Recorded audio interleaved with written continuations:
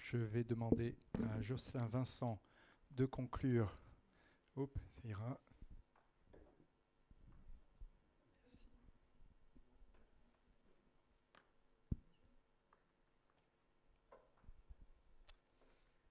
Eh bien, bonjour à toutes et à tous. Je vous prie d'excuser l'absence de Nicolas Durand, qui a dû partir et qui me demande de le remplacer aujourd'hui pour clôturer cette journée des vigilances. Et tout à l'heure, je lui ai demandé, voilà, quel message veux-tu que je délivre à l'assistance?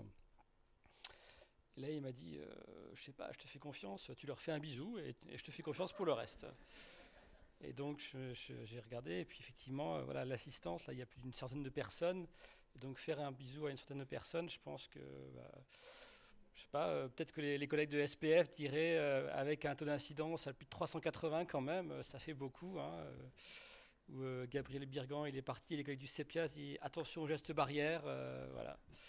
Voilà, j'ai les recommandations et puis voilà, j'ai entendu actes volontaires, répétitifs, usage abusif. Donc peut-être que l'addictovigilance me ferait des remarques aussi. Et peut-être que mes collègues aussi de l'ARS me diraient chiche.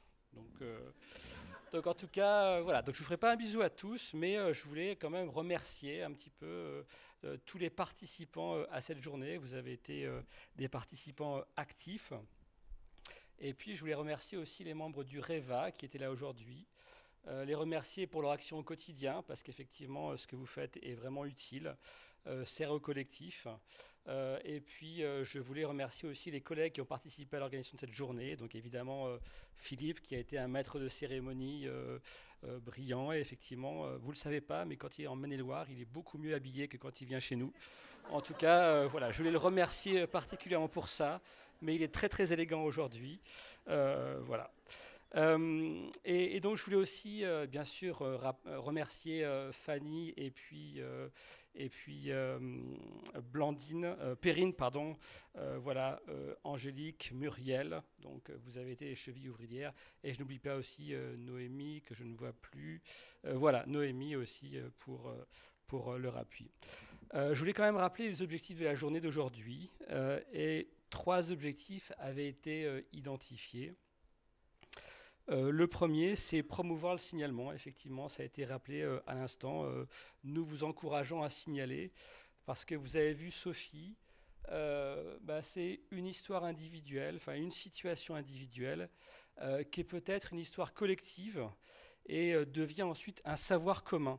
Et c'est ça un petit peu l'idée, c'est que voilà, une situation individuelle est peut-être collective et après ça sert à tout le monde. Et donc c'est un processus qui est quand même utile pour l'ensemble. Et donc vous avez identifié toutes les portes d'entrée aujourd'hui que sont les vigilants. Et donc maintenant nous ne pouvons que vous encourager à signaler. Et l'ARS également soutient les établissements qui le font et effectivement a adressé des courriers aux établissements qui ne signalaient pas du tout pour leur dire, vous savez, si vous signalez, on ne va pas vous taper dessus. Hein. Au contraire, c'est une démarche vertueuse. Et effectivement, le fait de signaler, on est conscient du fait qu'il se passe des événements indésirables dans les établissements. On ne va pas mettre la poussière sur le tapis, comme vous disiez, madame. Et effectivement, signaler, c'est le révélateur d'une forme de maturité de l'établissement dans la gestion de ces situations. Et au contraire, nous vous encourageons à le faire. Et la certification HAS, évidemment, l'a bien compris également. Donc, grand 1, signaler, signaler, signaler. C'est le message que m'a demandé de dresser Philippe. Voilà. Numéro 2, l'objectif numéro 2, c'est faire connaître ce réseau d'acteurs. Et je ne sais pas si vous en avez conscience, mais vous avez quand même beaucoup de chance. Dans la région, vous avez des acteurs avec un haut niveau de compétences qui sont présents. Vous avez une grande diversité des acteurs. Et donc en Bretagne, effectivement, je ne sais plus quelle vigilance manque, mais je crois qu'il n'y a pas la... Voilà, il n'y a pas de CUIP, il n'y a pas de centre anti-poison. Donc vous avez ces vigilances dans la région. Et c'est une grande richesse. Et en tout cas, l'idée d'aujourd'hui, c'est effectivement de les faire connaître. Et puis aussi, n'hésitez pas à les contacter.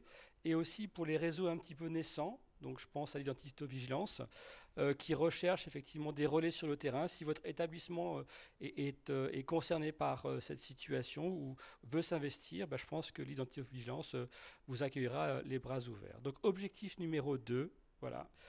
C'est faire connaître ces experts qui sont de haut niveau et aussi coordonnés et interconnectés. Dès lors qu'il y a une vigilance qui arrive auprès d'une structure, elles ont le réflexe de prévenir les autres. Objectif numéro 3, c'était avoir le point de vue des usagers, parce qu'effectivement, il est éclairant, et c'est le public que nous servons. Et donc, effectivement, c'est important d'en avoir conscience. Et nous sommes là pour les usagers du système sanitaire et médico-social. Et c'est pour ça que nous faisons ça aujourd'hui. Et donc, c'est quand même important de bien rappeler pour qui nous travaillons. Je pense que c'est essentiel. Et la question, c'est après. Qu'est-ce qu'on fait après cette journée ? Et donc, vous savez qu'un réseau, ça se construit, mais aussi ça s'entretient. Et donc, j'encourage évidemment les membres du réseau à poursuivre toutes ces réunions de travail que vous faites. C'est extrêmement important. Animer un réseau, c'est des rencontres en web, mais je crois aussi aux rencontres interpersonnelles et je partage votre point de vue.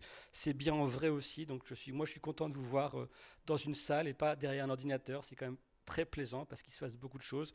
Mais donc, animer un réseau, c'est effectivement rencontrer les personnes et je vous invite à le poursuivre. Vous pouvez suivre aussi les actualités. Donc, certains membres du réseau vous ont indiqué que si vous souhaitiez avoir leur newsletter, vous fallait les contacter. Donc, elles sont à votre disposition. Et puis, je pense qu'on va probablement organiser en 2023 une autre rencontre des vigilants.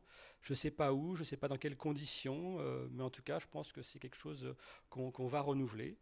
Et en attendant d'en finir et puis de faire un bisou à tout le monde, je voudrais citer une phrase que Philippe affectionne particulièrement. Penser le changement plutôt que changer le pansement. Voilà. Donc ça, je veux ça à Philippe. Donc merci beaucoup, bonne journée à vous et puis à la prochaine.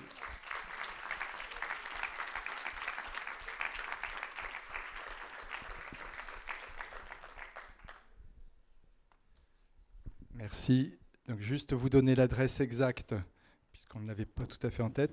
ARS, trait d'union, PDL, PDL comme Pays de la Loire, trait d'union, journée des vigilants tout attaché, au pluriel, journée des vigilants, @ars.santé, sans accent, .fr.